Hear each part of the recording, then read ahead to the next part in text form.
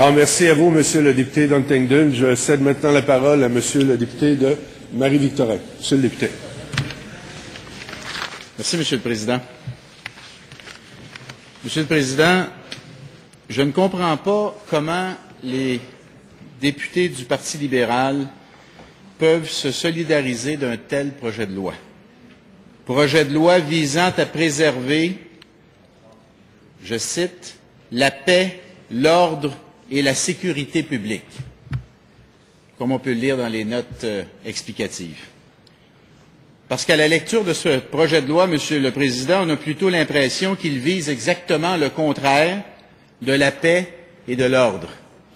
On a l'impression, Monsieur le Président, pour ne pas dire la conviction, que le projet de loi 78 n'est rien d'autre qu'une provocation. Une provocation vu la disproportion entre le mal auquel on veut supposément s'attaquer et les moyens, le remède utilisé pour le traiter.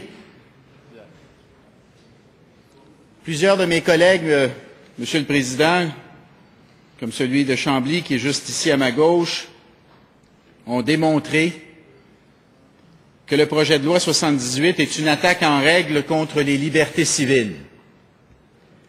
C'est un coup de force contre les droits démocratiques, contre le droit d'association des étudiants, par exemple, Monsieur le Président, contre le droit également de manifester des citoyens québécois.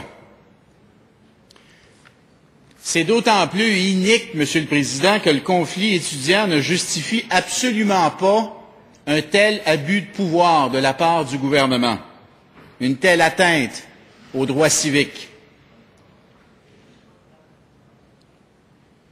Et oui, Monsieur le Président, nous craignons des débordements parce qu'une loi immorale se dépouille d'emblée de sa légitimité et peut donner à ceux qui veulent la contester l'illusion que tous les moyens sont bons pour la combattre. J'appellerais ça, Monsieur le Président, la tentation de l'épivardage, comme on dirait par chez nous.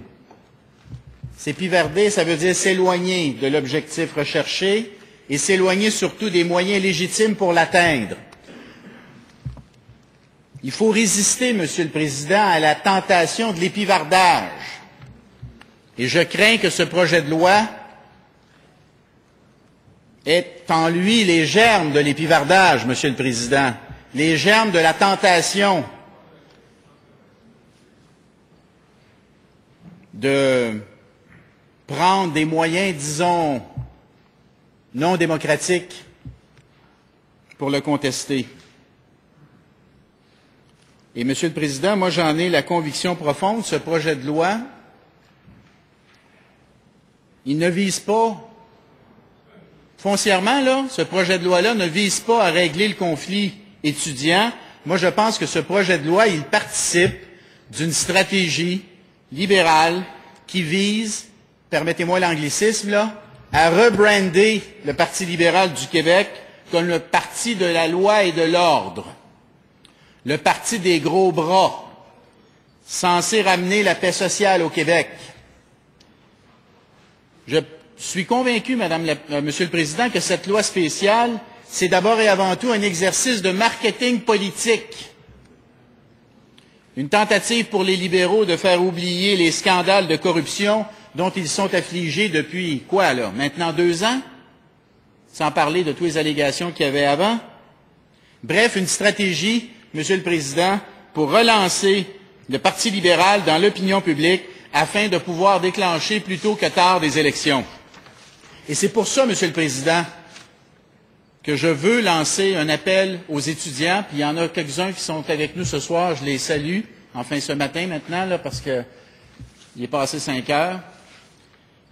Je veux lancer un appel aux étudiants, Monsieur le Président, ne tombez pas dans le piège du gouvernement. Oui, cette loi est une abomination.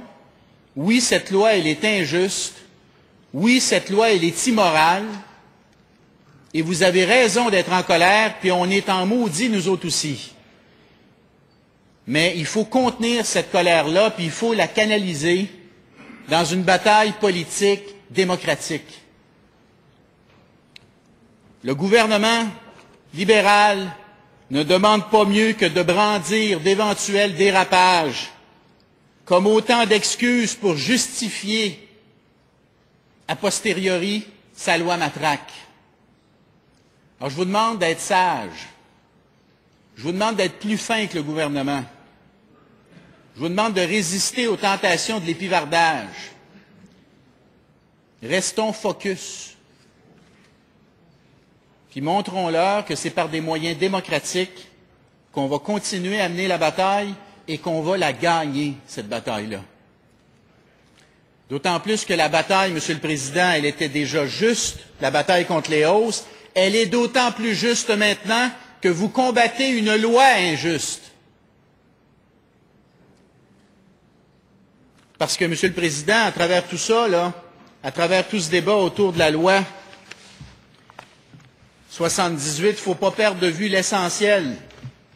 La raison pour laquelle on est ici, Monsieur le Président, c'est parce qu'on veut que les enfants des familles modestes et défavorisées continuent d'avoir accès aux études postsecondaires.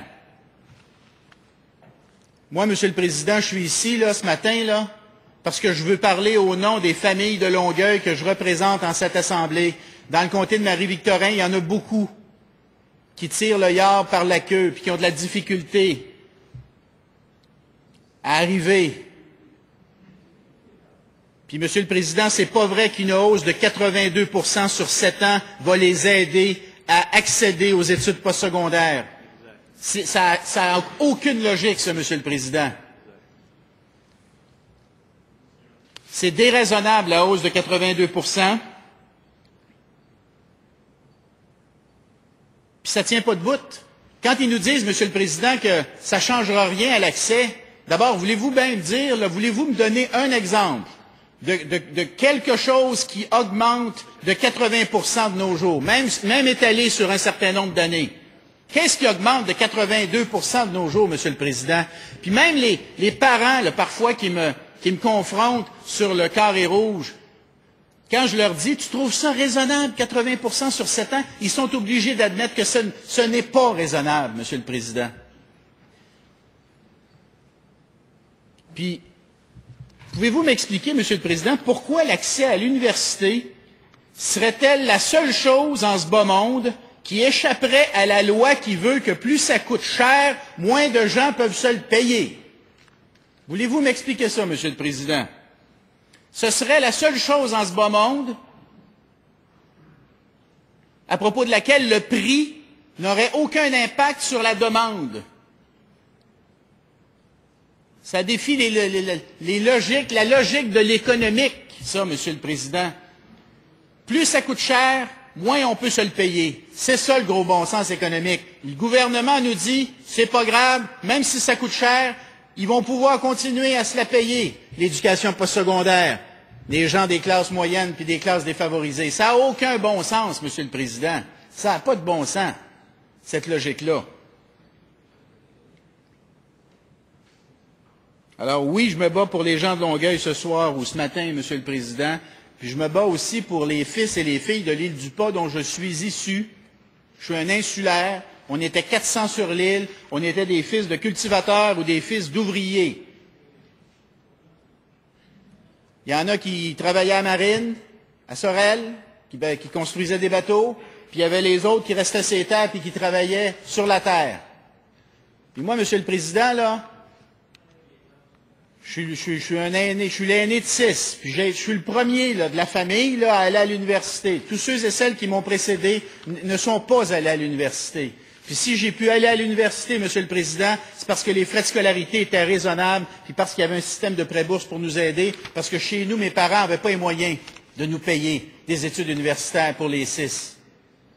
Alors je me bats également pour les fils et les filles de l'île du Pas ce matin, Monsieur le Président, puis je me bats aussi pour mes enfants, pour Lambert, puis pour Rosalie, puis pour Mathis Kim, parce que je veux être capable, moi aussi, Monsieur le Président, de leur payer des études postsecondaires. Puis on a beau mettre de l'argent de côté, Monsieur le Président, puis cotiser à Universitas, là, puis essayer d'en mettre de côté le plus possible. Quand je regarde cette hausse-là, j'ai peur de ne pas être capable de payer à mes enfants ce que mes parents m'ont payé à moi. En partie, en tout cas. Parce qu'il y en a une bonne part qui est allée ses prêts bourses. Il faut que je le reconnaisse. Alors, Monsieur le Président, on est encore debout, nous autres, au Parti québécois, puis on va se tenir debout jusqu'à la toute fin. On ne lâchera pas cette bataille-là, Monsieur le Président. C'est une bataille qui est juste. C'est une bataille qui est juste. On se bat pour un principe qui est important, Monsieur le Président. L'éducation, c'est ce qui a permis au peuple québécois de sortir de sa condition de porteur d'eau dans les années 60. C'est la grande raison, la raison fondamentale pour laquelle on a réussi à rattraper le reste du monde développé sur tous les plans sociaux, économiques, à tous les points de vue, Monsieur le Président. La raison pour laquelle on a réussi comme Québécois à réussir ce grand rattrapage, c'est parce qu'en 1960, on a décidé de se donner un système d'éducation gratuit et accessible pour tous, puis il faut se battre pour ça. Il faut continuer à maintenir ça, Monsieur le Président. Alors, on va continuer à mener cette bataille-là au Parti québécois. On ne lâchera pas les étudiants. On va continuer à être à leur côté jusqu'à temps, Monsieur le Président, qu'on la gagne, cette bataille-là. Puis on a pris l'engagement, Monsieur le Président, s'il faut se rendre à l'élection, on va se rendre à l'élection. Puis si les Québécois nous font confiance, on va l'annuler, cette augmentation-là. On va ramener les frais de scolarité là où ils sont présentement. On va convoquer tout le monde autour d'une table, puis on va s'entendre, Monsieur le Président. On va s'entendre. On va faire un conseil de famille, ce que ce gouvernement-là a refusé de faire. On va faire un conseil de famille, on va asseoir tout le monde autour de la table, puis on va trouver un compromis, Monsieur le Président. C'est comme ça qu'il faut gérer la société québécoise. C'est pas à coups de pied dans le derrière puis avec des lois matraques comme ce qu'ils nous proposent aujourd'hui. On va s'asseoir tout le monde ensemble, puis on va s'entendre, pas juste avec les étudiants, avec les universités, puis avec le reste de la société civile, Monsieur le Président. Je vous remercie beaucoup.